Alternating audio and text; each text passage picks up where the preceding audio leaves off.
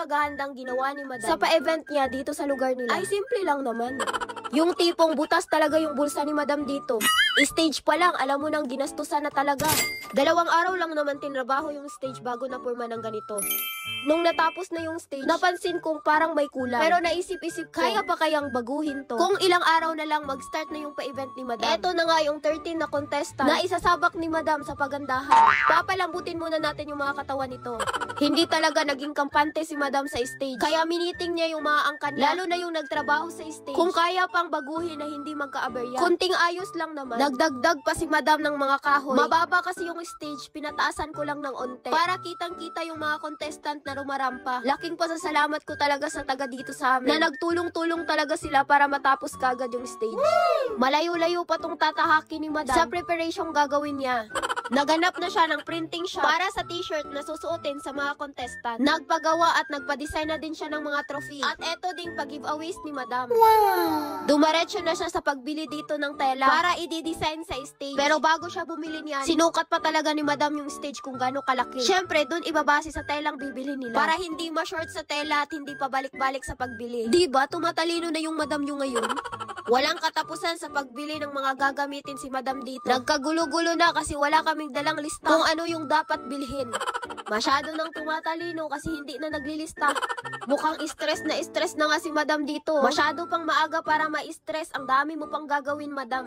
Bumili na din si Madam ng giveaway sa mga contestant na mananalo. Thank you so much, Lee Plaza Dipolog, sa pag-assist niyo. Grabe, sila pa talaga yung nagdala at nagpasok sa kotse. Bumili na din si Madam ng half sack na bigas para i-consolation sa mga hindi nanalo. Wow! Eto nga, pagka-uwi, inasikaso na kaagad namin itong papremyo na ibibigay sa mga contestant. Nagpatulong na din ako sa mga pinsan ko sa mga dapat gagawin. Dito ko malalaman kung gaano ka-creative tong mga pinsan ko. Tiwala naman ako sa mga to na hindi talaga papalpak. Ready na itong mga numbers ng mga contestant. Sa mga pinamili ni Madam, may kulang pa talaga na hindi nila nabili. Nagdagdag pa sila ng tela para dito sa mga contestant. Syempre, pati na din itong mga bulaklak na i-design sa stage. Ewan ko na lang kung hindi pa gaganda yung stage nito. Sa dami na pinamiling mga plastic na bulaklak ni Madam. Kinumpleto na namin para hindi na magpabalik-balik. Nagdagdag na din si Madam ng trapal kasi hindi natin malalaman yung panahon. Lalo pa tag-ulan ngayon. Kawawa naman yung mga contestant natin kung mababasa. Pagkahaba-haba nga ng trapal na binili ni Madam, wala talaga kaming sinayang na oras sa pag-asikaso nitong mga dapat gagawin. Hindi naman pwedeng mekos-mekos na lang to. Lalo pat isang araw na lang yung paghahandang gagawin. Kami-kami lang talaga ng mga angkan ko ang gumagawa nito lahat. Abay, tulong-tulong talaga. Kung si Madam lang mag-isa nito, naku, iiyak na yan. Buti na lang talaga, napaka-supportive tong mga angkan ni Madam sa mga pakulong ginagawa niya. Dahil sa event na to, naging mananahi pa kami dito. Bawal mapagod, Madam, ang dami mo pang aasikasuhin. Chinata ko ng printing shop na okay na daw yung t-shirt na pinaprint ko. Pati na din itong sash ng mga contestant. Tapos ang bongga ng pinagawang trophy ni Madam, wow! Kaya pagkadating, pinamigay na ni Madam itong t-shirt na susuotin nila. Walang kulang, lahat nabigyan. Eto na kasi yung last practice nila kasi pagkabukas na yung event. Kaya binigay na din ni Madam yung tela na sinipagan nilang tahiin. Etong mga contestant na pinili ni Madam, mga dakilang ama na. Dito natin malalaman kung gaano ka-talented itong dakilang ama ng tahanan.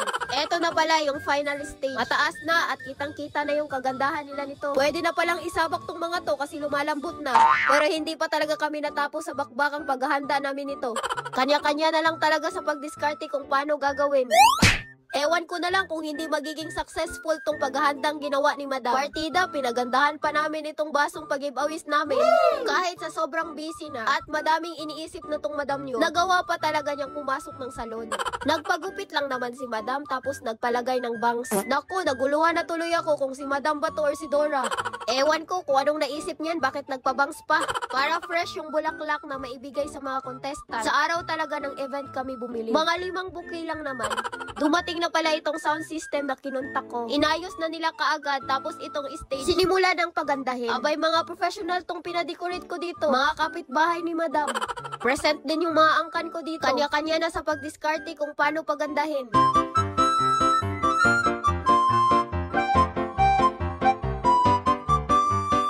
Tapos biglang bumuhos yung malakas na ulan. Oh no! Dahil sa lakas ng ulan, hindi nakayanan ng trapal na binubong. Syempre, kasama lang yan sa pagsubok, no? Tuloy pa din kami sa pag-decorate nitong stage. Kahit babagyuhin pa kami. Lalo pat napaganda na talaga namin itong stage. Hindi na pwedeng i-atras to. Feeling ko nga, ang galing ng pagka-decorate namin dito. Partida, inulan pa kami. Naabutan din kami ng 2 oras sa pag-decorate. Nung natapos na, napasayaw na lang itong si Lola. Abay, meron pala akong mga dancer dito.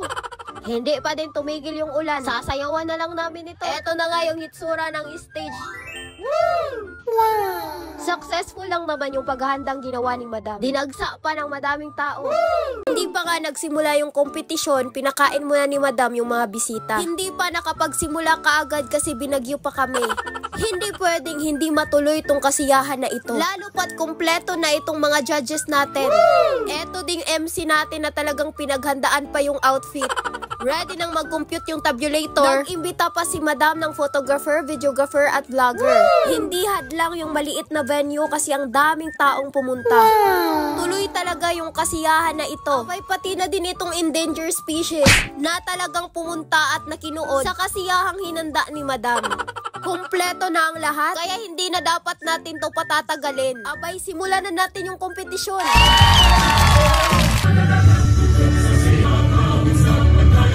Our fourth game formally starts our competition this night. Please give a round of applause to our very own Miss Benegana. Mayong gabi! Si Kaya buka na Borokas Min! Grabe, hindi mabuka ng atong event karon bisag gibagyo na ta! Kay kini, kitigatag higayon nga wala tagi-ulan, muna ni ang atong panahon nga maglipay ta! Eto na nga at nagsiakyata na yung 13 na candidates sa stage. Abay, sinayaw na nila yung tinuro ni Madam na production number. Bago nga nagsimula, sinabihan ko tong mga kandidata na i-enjoy lang nila yung competition na ito. Kanya-kanya na nga sa pagpapakilala sa sarili. Abay, hindi na si Madam yung nagturo dyan. Pero sinanay ko talaga sila na magsalita sa mic para pagdating nga dito sa final, alam na nila kung ano yung dapat nilang gawin. Tignan nyo naman, naka-crop top yung mga yan. Nako, talbog yung kaseksihan nyo dito. Eto nga si candidate number 8, hindi ko na halos makilala. Si candidate number 9 naman, abay may papuso pa. Si candidate number 10, lumabas pa yan sa hospital para lang sumali sa kompetisyon na ito. Tignan nyo naman si candidate 11, babaeng babae. Si candidate number 12, alam nyo bang nagpakulay pa talaga yan ng buhok? Hindi din nagpapatalbog itong si candidate number 13 kasi nagpabangs pa. Natapos na yung production number at introduction number. Pinakilala na mga bigatin ng mga judges. Abay, hindi din to basta-basta kasi mga professional tong mga to. Present din ang vlogger na si Kalokal. Eto ding representative ng Matahome Photography at Videography. Alam nyo bang mga talented yung mga taga dito sa amin? Pati na din itong mga hot mama na ang lalambot ng mga katawan. Wow! Wala nang intermission number kasi nagpa-dance contest na itong si Madam. Pati bata, sumali na din. Dito na tayo sa swimsuit attire. Eto na nga at rumampa na si candidate number 1. Nahihilo na ako sa palights na ito. Ewan ko ba kay operator, ginawang diskuhan yung competition na ito.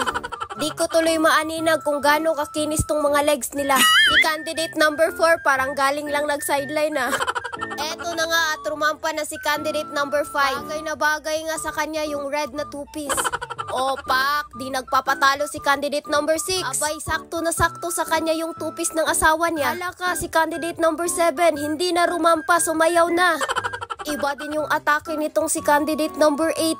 Si candidate number 9 naman, abay lumambot yung katawan nito. Oo, may pasayaw pa yan. Si candidate number 10 ay nakapaang rumampa sa stage. Iba din yung atake ni candidate number 11, oh. Wow! Naku, may pa-reveal pa yan.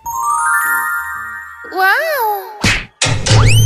Iba na naman yung kulay ng buhok ni candidate number 12. Full energy talaga, pati yung bilbil umaalog. Very sweet naman itong rumampa si candidate number 13. Wow! Bagay na bagay talaga sa kanya yung pabangs niya. Dito natin malalaman kung sino yung nanalo ng Best in Production Number. Candidate number 7! Aba, si candidate number 7 yung Best in Production Number. Isinabit na ni Madam yung sash. Syempre, binigay na din ni Madam yung prize. Hindi pa pala natatapos tong dance contest ni Madam dito. Sa talent portion, sumayaw si candidate number 1. Si candidate number 2 naman hindi nagpapatalo. Abay, nag-effort yan sa costume. Iba din yung talent na pinakita ni candidate number 3. Feel na feel yung talent niyang pagkanta. Partida, nakapikit pa yan. Sexy naman tong sumayaw si candidate number 4. Sumayaw din ng TikTok dance si candidate number 5. Akala ko kung ano yung talent na ipapakita ni candidate number 6. Abay, sumayaw lang pala ng ice cream yummy. Flinex ba naman yung tibak na suot tapos tumambling? Si candidate number 7, kumuha pa talaga ng backup dancer. Etong si candidate number 8 naman, abay dinamay pa yung kagandahan ni Madam. Napatawa na lang si Madam dito. Si candidate number 9, pinamalas niya yung galing sa pagsayaw. Wow! Tapos biglang naging SPG na din yung pangyayari dito. Abay, rumarakit pa ata to si candidate number 9. Basta pagkatapos ng performance ni candidate number 9, kanya-kanya na lang sa pagpulot. Si candidate number 10, baka sinayaw lang niya yung sakit na nararamdaman niya. Sa totoo lang, galing pa yan sa ospital. Buti nga nakaabot dito sa kompetisyon. Etong si candidate number 11. Ang galing-galing palang kumanta nito, bumaba pa talaga ng stage. Pinuntahan ba naman yung mga judges? Iba din pala tong dumiskarte si candidate number 11. Kung humirit, akala mo si Sara Labate. Lahat ng atensyon nasa kanya talaga. Wow! Iba na naman yung kulay ng buhok ni candidate number 12. Aba, may cowboy pang kasama. Ano ba to, candidate number 12? Yung kalandian mo talaga. Lahat ng panggigigil ginawa na nito. Oh no! Si candidate number 13 naman, may kasamang lalaki sa stage. Ewan ko ba kung nagsasakitan ba tong mga to or naglalambingan. Binugbog sarado ba naman tong lalaking kasama niyang sumayaw? Dahil tapos na yung talent portion, may dalawa pang lalahok sa dance contest. Dito ko nalaman na napaka-talented pala yung taga dito sa amin. Pagandahan na ng evening gown to. Lumampa na si candidate number 1, eto naman si candidate number 2. Panalong panalo na sa crown niyang suot. Andito na si candidate number 3. Etong si candidate number 4, parang magdedebut lang oh. Ang astig namang rumampa nitong candidate number 5. Si candidate number 6, parang sumali lang ng Little Miss Philippines. Hala, ang sexy naman ni candidate number 7 sa dress niya. Kumikinang-kinang naman tong dress ni candidate number 8. Wow! Ewan ko kung anong atake ni candidate number 9. May daladala pang bag. Parang lalayas na ata to. Tumabi kayo kasi rarampa na si candidate number 10. Hindi din nagpapakabog si candidate number 11. Mas makinang ata tong dress na suot niya. Abay, eto pala yung final gown. Dahil sa pa-reveal ni candidate number 11, naghiyawan yung mga tao. Si candidate number 12, iba na naman yung kulay ng buhok. Napaka-pretty naman ni candidate number 13 sa suot niyang gown. Parang pang Miss Universe lang yung atake. Si Catriona Gray ba yarn? Pinaakyat na nga lahat ng mga candidates. Suot-suot pa din nila yung evening gown. Si candidate number 8 nga yung napiling face of the night. Sinabit ni Madam yung sash, tapos ibinigay yung prize. Sino kaya yung mananalo sa best in swimsuit attire? Candidate number 11!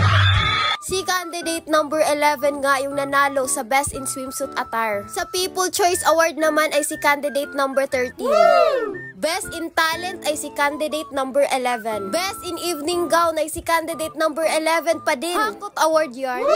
Dalawang grupo na lang ang sasayaw sa dance contest. Pagkatapos ay in-announce na kung sino yung papasok sa top 5. Ang 8 kandidata na hindi makapasok ay merong consolation prize worth of 1,000 pesos. Makakatanggap sila ng tagi-isang half sack rice at sila mismo yung magbubuhat pababa niyan. Eto na yung 5 kandidata na nakapasok sa top 5. Bago sila isasabak sa question and answer, narampa muna ang reigning queen. Eto nga yung nanalo sa taong 2023. Suot pa din niya yung sash at crown na napanalunan niya. Etong 5 kandidata na nakapasok sa top 5, isasabak na sa question and answer portion. Sa imo muna-muna, ngano ang iyan ka nga moangkon sa corona karong gabi una ug ngano? Please do not answer. Gusto kong mudaot karong gabi una. Thank you. Kung tagaan ka og third eye, unsa imong pilion? Mata sa tarsier? Or matagtiki? O ngano? Thank you for that wonderful question. There are handsome and beautiful judges. For me, I will choose the mata of tarsier. You know na anong naghibog mo anong tarsier because Kung ang laki nga nasa layo, makita din ako. Kaya kung manas taas, so siyempre, mga laki ng mga handsome, lami, para 150, yung bayad ko, naran. So para ko sa mga tagpiki, skip mo guna. Aba, napagin na. Sila lang ako, alam mo yung mga bahay. Thank you. Kung hatagan ka o kahong nga mahimo kang kanding, unsa ka nga pulutan o ngano? Salamat kayo sa maugnaw na question, madam. Huwag ako mahimong kanding. Tulingon ako mahimo kong pulutan papaitan. May pakit pa kayo ang kinabuhi, patang iso na to.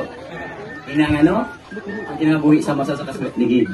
At sa ibabaw-usahay, ito kasi nalong. Kung nakita dari sa kalibutan, ano na itang kaong kanding?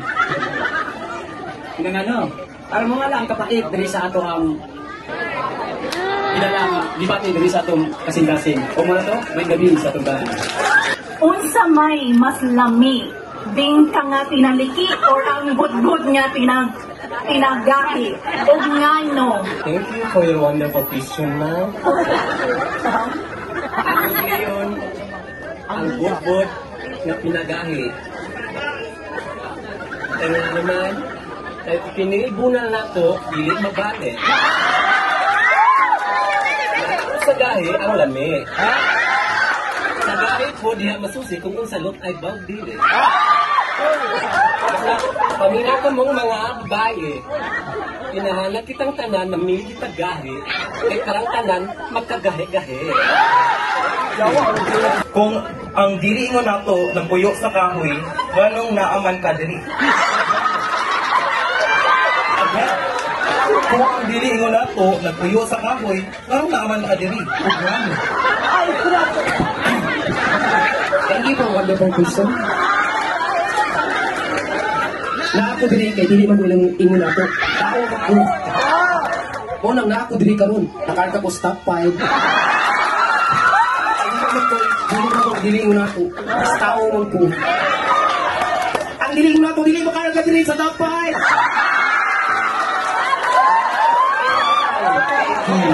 Pagkatapos ng question and answer portion, in-announce na kung sino-sino yung mananalo. Sa lahat ng mga kandidata, hindi na sila lugi sa papremyo ni Madam. Super nagpapasalamat talaga ako sa mga taga dito sa amin na nagtulong-tulong para maging successful tong pa-event ni Madam. Ipopost ko yung full video nito, promise.